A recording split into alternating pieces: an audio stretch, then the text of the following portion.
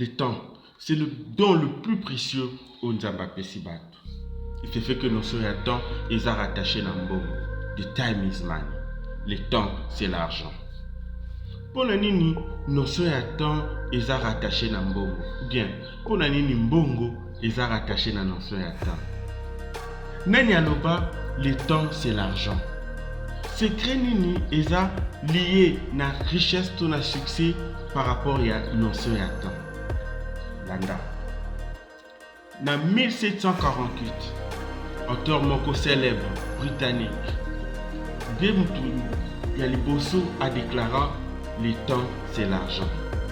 Depuis l'époque où on a livre, même en français, tu peux définir le time is money, le quoi le temps c'est l'argent. Yaliboso a démontré en café ce qu'on a réussi aux ambons de la vie, au Seigneur Oyeba qu'on utilise nos soins à temps. Oyeba qu'on gère temps. Tant il y a un mot que ça organisé. Pour ne pas parler à des millénaires, il y a des centenaires. Tous les cas, deux éléments principaux qui permettent de gérer le temps. Il y a le calendrier, il y a les montres. Dans le calendrier, il y a 12 mois. Et chaque mois, il y a un nombre de jours, un nombre de semaines où ils ont déterminé chaque mois.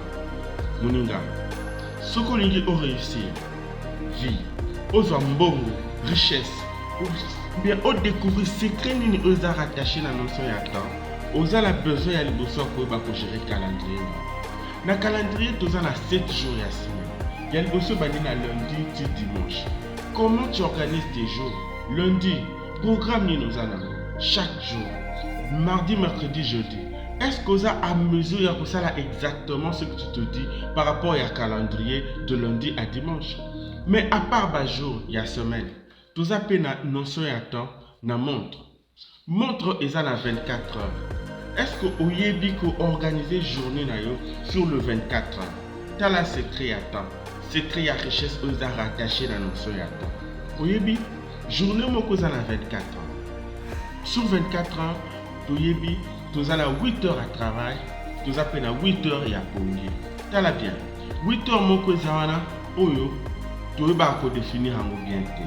Batu nyonso o ba réussir na ba domaine na ba o ba eba ko sala temps ba eba ko sala 8 heures wana na sémantique to benga kango 8 heures de succès 8 heures à succès et ça 8 heures oyo au delà ya 8 heures à pomina 8 heures à travail 8 heures wana soko ebi ko sala ngo o ko atteindre succès to réussite par rapport à temps au kozambo. Oui, c'est vrai, soko loni lelo yeba que après quelques années au Bobuka. Au Bouki, ce qui a changé en fait est attends. De la même manière, si tu ne fais pas ce que tu dois faire aujourd'hui, yeba que on a la possibilité de repousser en aujourd'hui. Ça dépend de toi. Mais au cause d'un résultat, tu oses espérer par rapport à temps où tu mettre en jeu. Oui, c'est vrai. Si tu veux gagner ta vie, apprends à gérer ton temps. Plutôt au coachambon on a compte dans la banque.